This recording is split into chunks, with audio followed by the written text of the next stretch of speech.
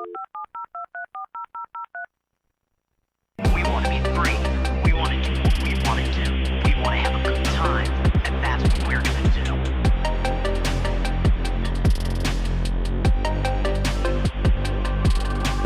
We're going to have a good time. Hi, everybody. Welcome to episode 2 of Bygone Bros. We are back again this week with another hot topic fresh off the press here.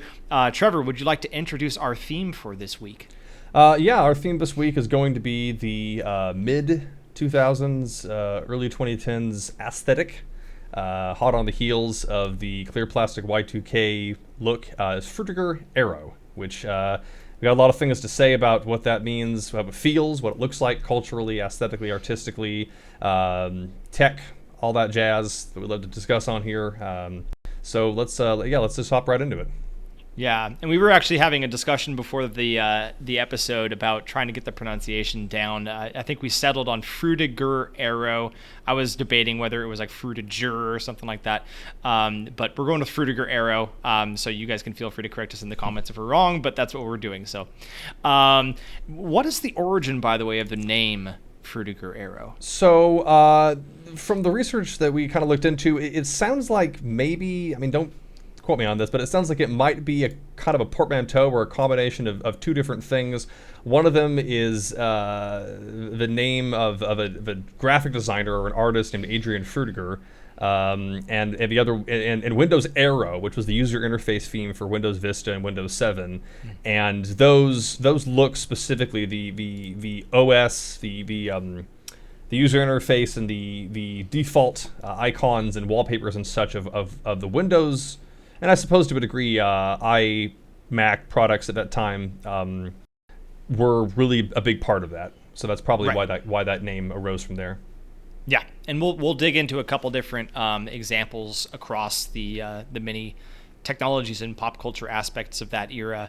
But for sure, Windows, was a big driver of the concept of the Frutiger Aero aesthetic, and like you said, kind of that Windows Vista, Windows 7 period, I think was very indicative of that. But I guess pulling back a little bit from that to sort of the overarching concepts behind Frutiger Aero, what are some of the main kind of defining traits in terms of the appearance and sort of the vibe from Frutiger Aero type stuff?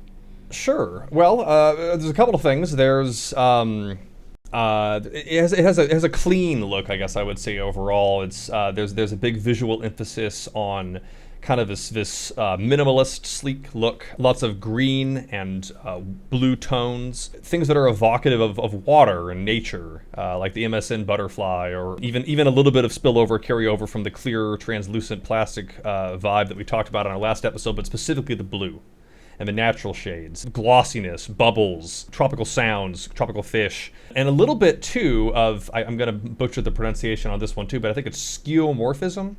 Yeah, that's a tough one. I heard someone describe it as when the thing looks like the thing. I think the earliest version of the icon for YouTube was like a little television. It was comfortable. It was meant to look kind of cozy, I guess you would say.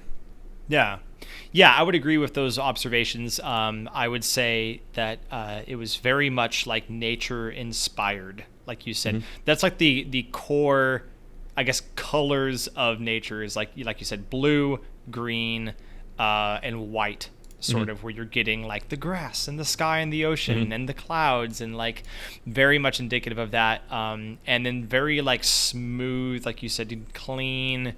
There's variants I remember that would use a lot of like transparency, but not in the sense of Y2K where it's transparent so you could see how complex sort of the guts of different devices were, but rather like a smoothness and a clearness of like glass and bubbles and like auroras. Like there was a lot of like aurora art and wallpapers and things like that. So what would you say maybe were some of the driving forces behind that? I know in the last episode we talked a little bit about how as we were phasing out of sort of the Y2K decade, we were starting to leave behind more of that emphasis on like showing off how complex the technology was and maybe heading in a more kind of sleek direction. What are some of your thoughts on kind of why there was that change in style? I mean, my thoughts are, and I look whenever we talk about these trends, these aesthetics, I think about it in terms of business and culture, in the way that those two things, there's a chicken and the egg situation there. I think that with the Y2K look, which I know we talked before about clear plastics, but I think that that's a really good catch-all phrase for kind of a turn of the millennium look. That stuff was popular. And people did sort of consider it kind of cool, but it was, by its own design and nature, it felt very like bold and like almost kind of edgy, and like you had the hacker subculture, you had like this like the gamer thing going on with the Xbox. Like that was very popular, but it was somewhat, I don't want to say abrasive, but it was intense. And I think that as things like the iPhone became popular, the Nintendo Wii, Nintendo's sort of rebrand, tech companies wanted to be in more homes. They wanted to be in more pockets. They wanted to appeal to not just young men, but older people, to children, to families. And I think that it was a kind of a consensus that was reached that this is a look that is pleasant, and it feels like something you could have in your home. It feels a little bit futuristic. But it is also, first and foremost, it's something where when you turn on your monitor or your television, it's appeasing to the eyes and ears. Yeah, for sure. I think that those are all great points. A thing I was going to add, which I heard, which I don't know if this was like tongue in cheek, but I heard some people online making the argument that the change towards, especially like you said, there's like there's a real emphasis on sort of like that appealing, more universally, I guess you could say safe, in terms of the aesthetic. But the nature aspect of it, I heard some people arguing that it was like something to do with us being more like environmentally conscious as a society.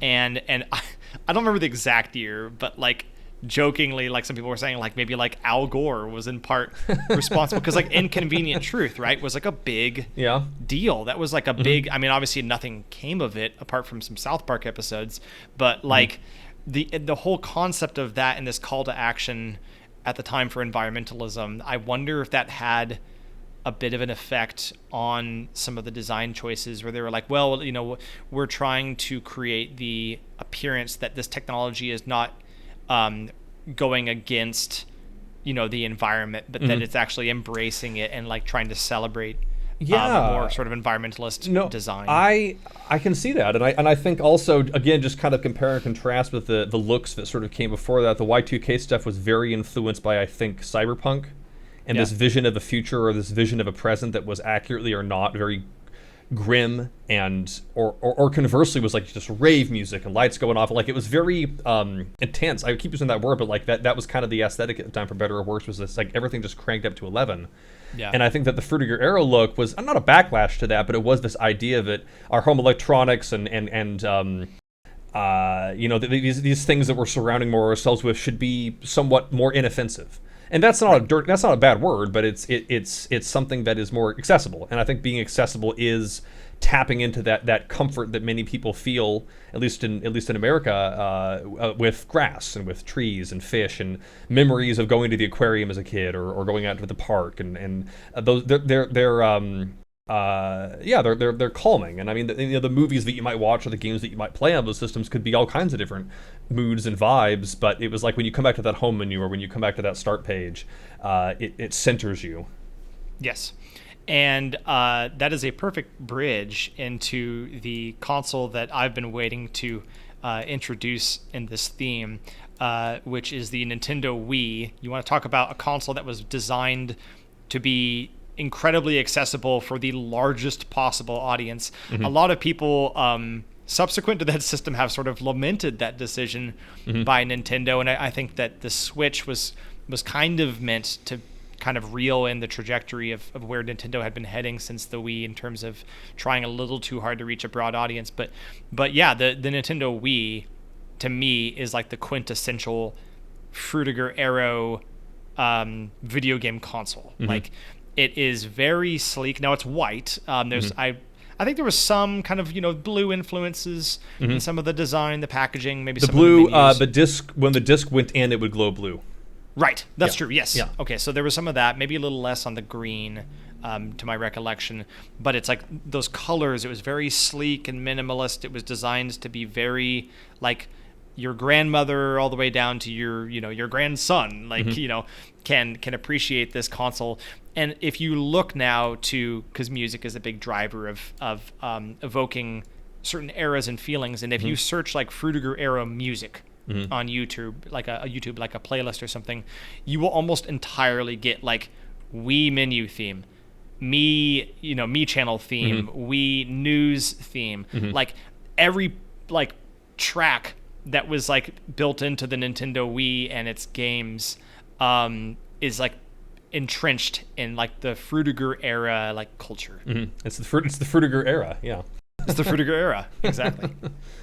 And one of my strongest memories when I think of Frutiger Aero actually is specifically of Super Mario Galaxy, and it's a very strange connection. But I remember sitting down because we had this like computer nook, if you remember, where our computer used to be located. It was in the same room as the TV where our video game consoles were. And I remember when we had like first updated to Windows Vista, and it was like the big upgrade from XP, and it was all of the Frutiger Aero stuff like crammed into a single operating system. Like it was like sleek, transparent icons. Everything was like very nature-y. And I remember that the startup like little jingle for Windows Vista was almost the exact same jingle as the like one of the jingles in Super Mario Galaxy. Like it was either like when you entered a galaxy or when you booted up the game or something. The jingle was like almost identical. So anytime that I would play Mario Galaxy, I'd think of Windows Vista, and anytime I booted up Windows Vista, I'd think of Super Mario Galaxy. And it was like such like a powerful memory of those two things, because like at the time Windows Vista was a big deal, and Super Mario Galaxy of course was a massive deal, after Super Mario Sunshine and what that meant for this new era of Nintendo.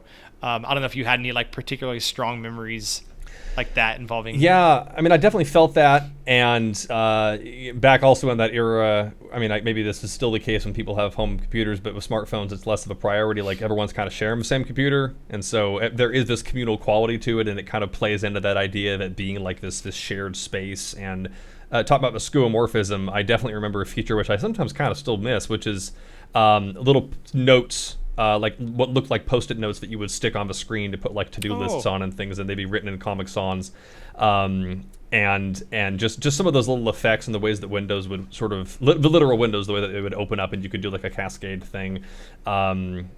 It's interesting for me too, because I think we're just old enough to where, at least for me, I have a nostalgia for that. I have a fondness for that, but it's something that I associate more with maybe being in high school or late middle school. And so I think it's not that it doesn't bring me comfort in the way that it was intended to, but I think that it's a different flavor of nostalgia, I would say. It's on a different tier than something like we have talked about or will talk about, where it's like early 2000s or like 80s and 90s, like retrofuturism or chiptunes. Like it's almost more like what it was designed to be, which is pleasant.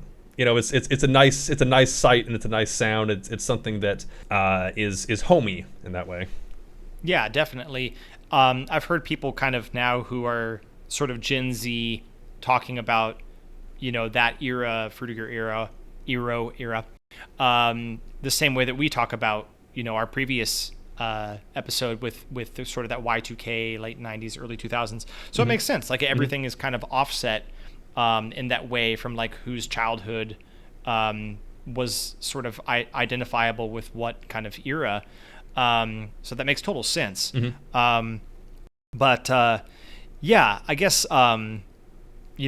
for me, a lot of my memories are driven by technology, and especially from video games and Nintendo. So that's where I kind of harken back to those memories of Mario Galaxy, but also Twilight Princess, which I guess maybe isn't so much entrenched in the Frutiger Aero aesthetic. That one, I guess, unless you go for skeuomorphic, where it's like very realistic, I guess. But I would say more of like Mario Galaxy, obviously any of the Wii kind of me content, Mario Kart Wii, very much of that style. I feel like I'm trying to think of other kinds of games, because at the time we were you and I a little bit more of a Nintendo household, but that around that era was the first time we had actually gotten a non-Nintendo console of any prominence, which is the PlayStation 3. And I mean, can you think of maybe any PlayStation games that might have had that vibe? I keep wanting to say like Echo Chrome or maybe like Little Big Planet. I would say maybe Little Big Planet. I mean, that's very much kind of the world. You know, they had the kind of the stitched together world on the map. There's a lot of bubbles. that. A lot of bubbles, which like bubbles are big in terms of Frutiger Aero. You had the bubble screensaver, you know, things like that. So that's a very good point. Little Big Planet. Actually, the menus for the PlayStation 3 and PlayStation Portable, maybe a little bit of PS2 as well. But for us, it was the PS3 that was the introduction.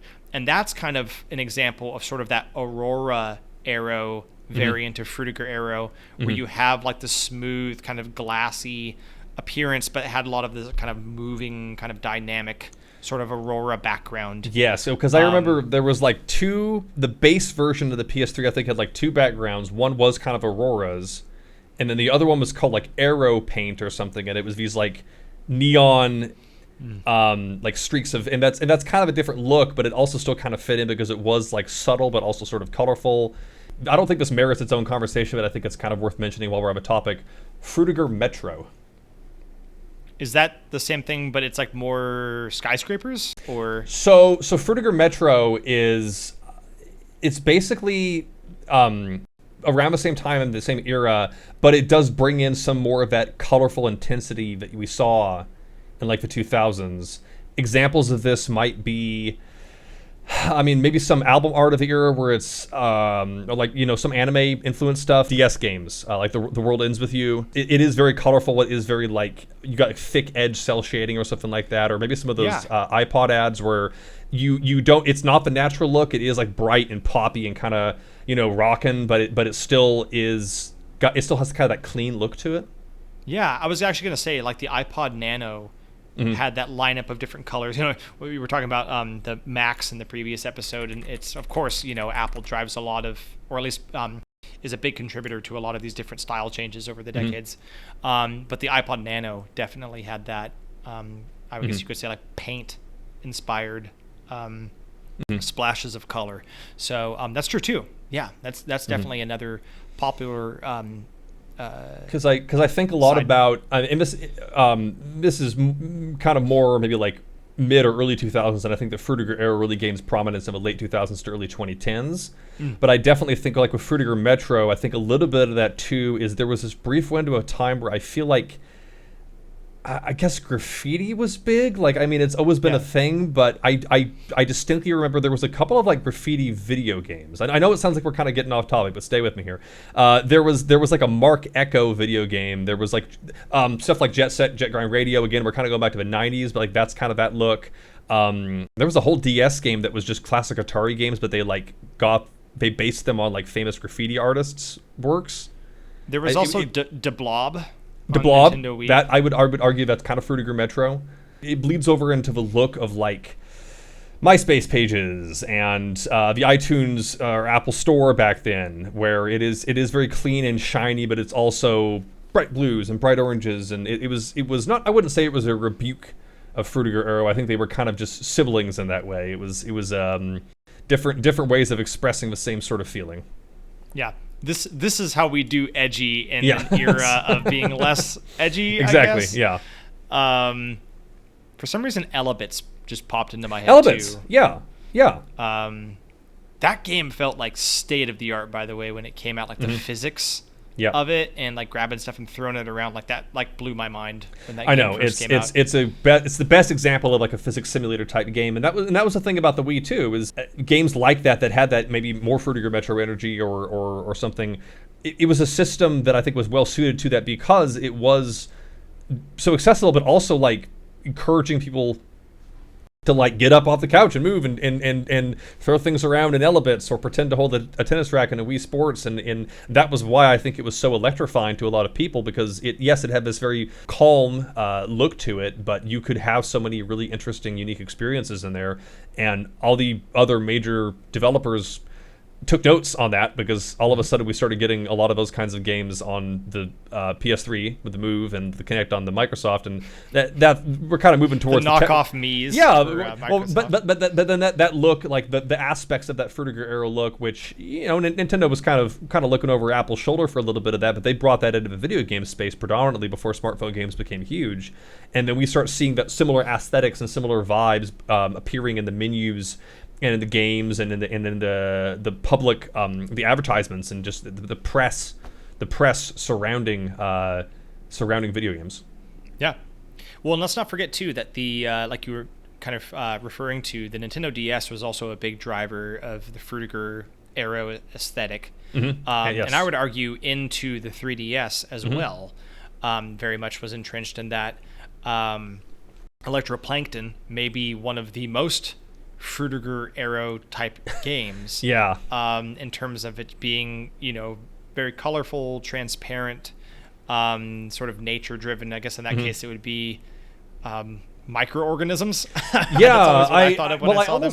I mean, I guess you could say this about any subculture or any like aesthetic, but like the music or the sound design specifically was such an important part of that because Electroplankton, just while we're on the subject, it was a little bit controversial, I remember, because at the time, I mean, if you released something like that these days, I don't think anybody would bat an eye because there's just so many like weird apps and so many indie games. But for like Nintendo, to publish what was functionally like an experimental music creation game for $30-$40 or whatever when it came out, some people were like, "What the heck?" But I remember thinking it was kind of neat, like it was kind of a toy in a good way. And I'm sure there are people out there who have made whole symphonies in that thing, but it's an example of a kind of game which I don't know what there's a name for this. It's not like mini games or micro games, but we're like you just go into these little sections, these little areas, and you just like, this is the one where you have the little tadpole notes, and this is the one where you have like the little snowflake looking ones and the lines are going through, like they're these little discrete experiences, these bubbles literally. When you have those little moments, you're kind of just in this little zone where it's like, this is the sound of this world, and this is I'm letting this feeling I'm kind of getting in the zone with it. It's almost meditative in a way.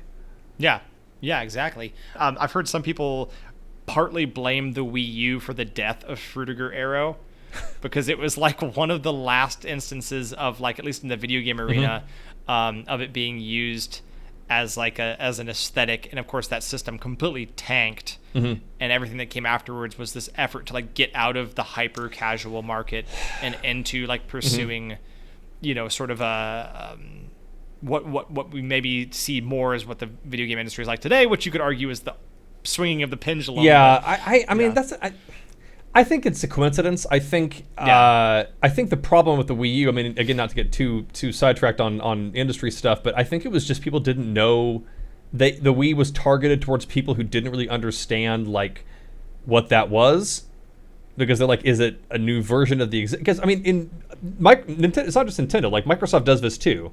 They keep naming their systems these increasingly specific, or not specific things that make it hard to understand whether it's like the Series S versus the Series X. And I mean, say what you want about Sony, but they're like 2, 3, 4, 5. Anybody can understand that. And with the Wii U, it was like, okay, well, the graphics are kind of the same, and there's this gamepad, but also like, I think it was poorly marketed ultimately. And there were some good games on there, but I think that if there was ever a time for a changing of the guard in terms of look, they probably thought about that. Like I don't think that it was the reason that it went away, but I think Nintendo was probably like, we got to just shift all of this. I mean, obviously the Switch carries over from the gamepad of the Wii U, which I mean, and all that dual screen stuff. I mean, you can go all the way back to the Game & Watch for that. Like that wasn't inherently new, but I think the winds of change, kind of hit that way. And I don't know if there's a name for what the look is that we have now. Maybe that's kind of a good place to put a bow on it, even though I know we'll come back and talk about different aesthetics like this in the future. But what is like the look now? I mean, I know we get cynical about it. We talk about, all the websites look the same, all the whatever looks the same, but people are going to look back on this and it'll have a look. People will get nostalgic for it, whether you think it will or not. So I mean, what do you think is kind of a defining look that we have right now? That's a great question. So I feel like I have been so disconnected from the modern spaces of like what aesthetics are now. Like I feel like so much of our culture now, if you want to talk about media, is like social media, right? So like that's where the bulk of everything takes place now, is like your streaming platforms, your social media websites, your phone interfaces, that sort of thing. We have become, and this is kind of, I'll try to keep this brief because it's kind of, getting off of Frutiger Aero, I guess, a little bit, but like generally, I think it's almost like a corporate art era where all of the logos are hyper distilled to just like a really fundamental, basic interpretation of like a silhouette and like a color, or maybe even just like a black or a white or a gray, kind of returning back to that in many respects. There's colorful stuff too, but there's a lot of this like sort of hyper simplification across a lot of things, appification maybe. So there's that. But I don't know. What are your thoughts on it? I mean, I feel the same way, and again, I'm trying. Obviously, Bygone Bros here. We got to talk about stuff that's bygone, for better or worse, which might dovetail into our closing segment in a second here. But I think, I agree. I think that like function drives fashion, and fashion drives function. And I think right now the function is what is visible on a screen, what can be easily made into a meme or shared on social media, and it usually is little boxes that all kind of look the same. And that's that. I know people can kind of sound crabby when they talk about that, and I do sometimes, but that's what that is. But things will change, and that will seem quaint or whatever, and we'll move on to something else. So I try to stay on the sunny side about it, like the sunny hills and waters of these Frutiger Aero backgrounds. That's right. I think we have time here before we start to wrap up. I did want to bring up one thing that I just thought was an interesting story, which is what may be the dawn of Frutiger Aero, and that is specifically the Bliss wallpaper for Windows XP. Yes. So Windows XP, as you viewers and listeners probably are aware of, has the famous, I guess you should say the main background for it was the famous Bliss wallpaper, which is these beautiful kind of rolling green hills. There's kind of a blue sky with some clouds. And I did a little bit of digging because I was curious to learn a little bit about the history of that wallpaper and kind of what the deal was with it, because it's a photo, it's a real picture, it's not a painting or something like that. And from what I was able to gather through my searches, this is actually a photo from wine country California in the Los Carneros viticultural area. Okay. And it was taken by Charles O'Rear. He took it back in 1996, and he was offering it as a sort of a licensed stock photo. And when Microsoft was kind of digging around to try to find a good wallpaper for Windows XP, they ended up finding this picture online, and they wanted to buy all of the rights to it. So they didn't want to just license the image for Windows XP. They wanted to own this particular photo. And apparently, from what I understand, it's a little bit of a mystery how much he got paid for it. The rumor is it was the second largest payment ever made to a photographer for a single image. But he apparently signed, no kidding. But he had to sign like a confidentiality agreement and can't disclose how much it was. Supposedly, it was like the low six figures. But Charles was apparently actually flown out to Microsoft to hand over the film because of some things involving costs of like shipping it or something. It was kind of a weird thing from what I understood. But yeah, he got personally delivered to Microsoft to give them the picture, and evidently since it may be the most viewed photograph in history. It's estimated that billions of people have seen this photo. So I don't know. It would be cool to like visit that particular hill someday. Oh, it's got to be swarmed with tourists, or they've just made it like a demilitarized zone and it's all fenced off or something. Yes. Microsoft bought the wine country, But to me, that, even though I know that's technically before like the Vista, Windows 7 Aero era, that to me is so indicative of the Frutiger Aero aesthetic, the colors, a glimpse of things to come. Yeah. Exactly. Yeah. And also, side note, there was another XP wallpaper called Red Moon Desert, which is exactly what it sounds like. It was a red desert with a moon. That was also considered to be the primary wallpaper for Windows XP, but it was ultimately rejected because too many testers thought it, quote, looked like a butt. So you all are more than welcome to look that up on your computer. Frutiger A-hole. Frutiger A-hole. Exactly. So anyway, I just wanted to share that story because I thought that was such an interesting history. Thanks for bringing that up.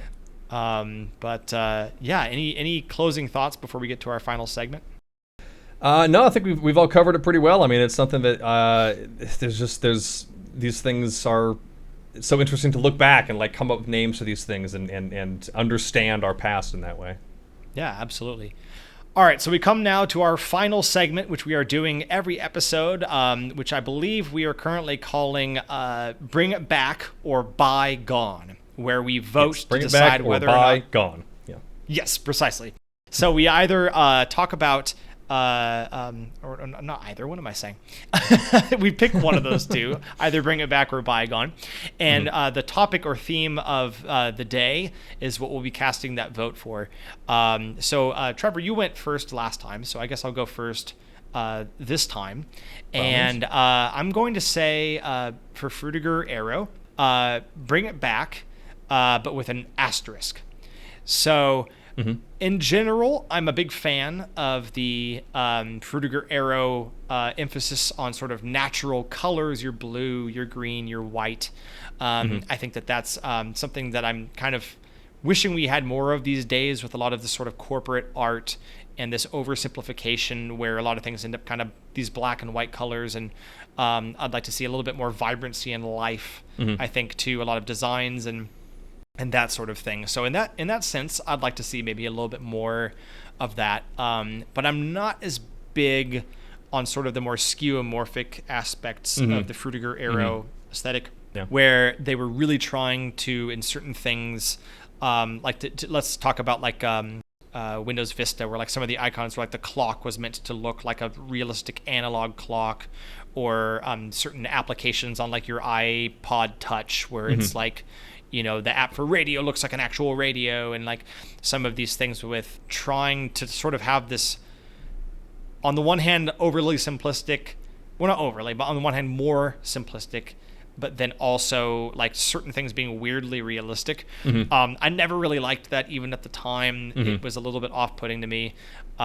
So yeah, I guess that would be sort of my verdict. Gotcha. What about you?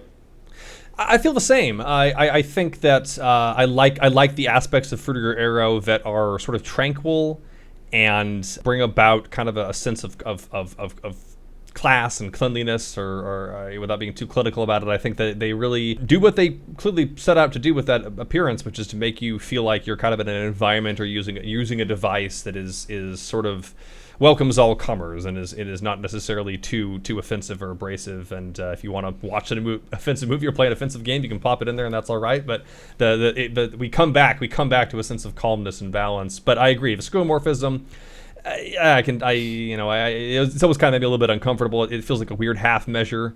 It feels like kind of an extension of the 70s when they'd put wood paneling on everything to make it feel more homey. It's just a failed attempt to merge the natural and the technological, in my opinion. But the Frutiger Aero had almost like a heightened fantastical quality. You got flying dolphins and bubbles, and like, it's not really meant to look real, but it's meant to kind of evoke the things about reality that we find comforting, if that makes sense. So I sort of resonate with that, and just because I brought it up earlier, the Frutiger Metro look, it's cute, but whatever. I mean, I said we can say bygone to maybe the skeuomorphism and maybe some of the more intense Frutiger Metro stuff, but Frutiger, like solid classic Frutiger Aero, I guess we can now say, I would say bring it back. Absolutely.